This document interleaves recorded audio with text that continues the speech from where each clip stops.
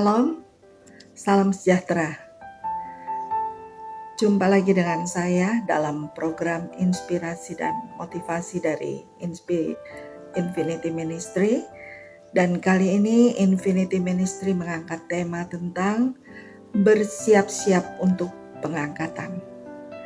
Bapak Ibu yang saya kasihi, apakah kita sudah siap akan hal ini? Mari saya ajak Bapak Ibu untuk kita membaca dari 1 Tesalonika 4 ayat 16 sampai 17.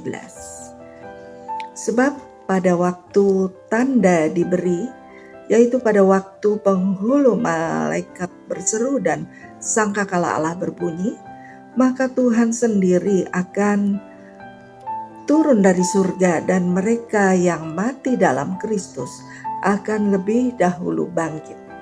Ayat 17, sesudah itu kita yang hidup yang masih tinggal akan diangkat bersama-sama dengan mereka dalam awan menyongsong Tuhan di angkasa. Demikianlah kita akan selama-lamanya bersama dengan Tuhan. Bapak Ibu yang saya kasihi, kapankah hal ini akan terjadi? Alkitab mencatat dalam 1 Tesalonika pasal 5 ayat 1 bahwa tentang zaman dan masanya tidak perlu dituliskan kepadamu. Artinya, kita tidak tahu kapan hal itu akan tiba. Karena hari Tuhan datang seperti pencuri pada malam hari. Bahkan ketika ada orang mengatakan semuanya damai dan aman, maka tiba-tiba mereka ditimpa oleh kebinasaan seperti seorang perempuan yang hamil yang ditimpa oleh sakit bersalin. Mereka pasti tidak akan luput. Tetapi Bapak Ibu, bagi kita yang sudah mengenal kebenaran dan menerima kasih karunia Tuhan, kita tidak hidup lagi di dalam kegelapan.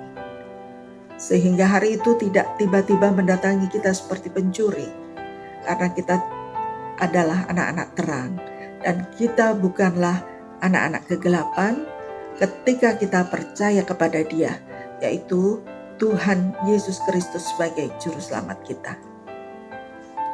Dalam Kisah 4 ayat 12 dikatakan, dan keselamatan tidak ada di dalam siapapun juga selain di dalam Dia, sebab di bawah kolong langit ini tidak ada nama lain yang diberikan kepada manusia yang olehnya kita dapat diselamatkan. Dengan kata lain, keselamatan hanya ada di dalam Tuhan Yesus Kristus.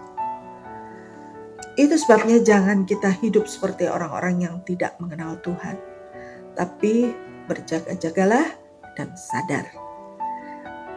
Karena Allah tidak menetapkan kita untuk ditimpa murka, tetapi untuk beroleh keselamatan.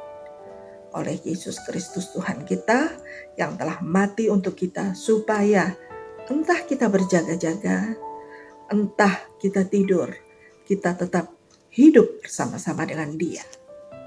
Untuk itu biarlah kita tetap beriman kepada Tuhan Yesus Kristus dan melakukan hal-hal yang baik. Tidak membalas orang-orang yang berbuat jahat atau menyakiti kita dengan hal-hal yang jahat. Tetap bersukacita walaupun kadang-kadang dalam situasi yang tidak mengenakan secara daging. Tetap berdoa, tetap mengucap syukur dalam segala perkara. Jangan padamkan roh, tapi biar Roh Kudus yang selalu memimpin kehidupan kita. Sambil kita menjauhkan diri dari segala yang jahat. Tetap hidup dalam kebenaran firman Tuhan.